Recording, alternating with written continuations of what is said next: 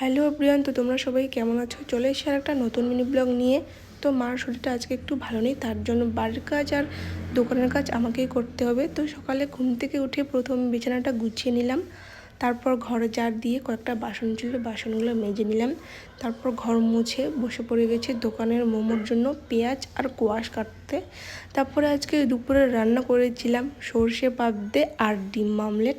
তারপরে দুপুরে স্নান টান করে খাওয়া দাওয়া করার পর একটু রেস্ট করে তারপরে চলে গেছিলাম আবার দোকানের জন্য চাউমিন সেদ্ধ করতে। আর আমাদের এদিকে এত গরম পড়েছে, তোমাদেরকে কী বলবো, দেখতেই পাচ্ছ আমি এদিকে ঘেমে একাকার। আর এই গরমের মধ্যে কিছুই ভালো লাগতেছে না। তারপরে এইদিকে ভাই মোমোর জন্য লিচি বেলে দিচ্ছিলো আর আমি বানাচ্ছিলাম। ভাই ভালো লিচি বেলতে পারে আর আমি ভালো মোমো বানাতে পারি। তো এইদিকে আমাদের মোমো বানানো কমপ্লিট। তো তা আগে এগুলোকে হাফ বয়েল করে নিতে হবে। তো ভিডিওটা এই পর্যন্তই। ভালো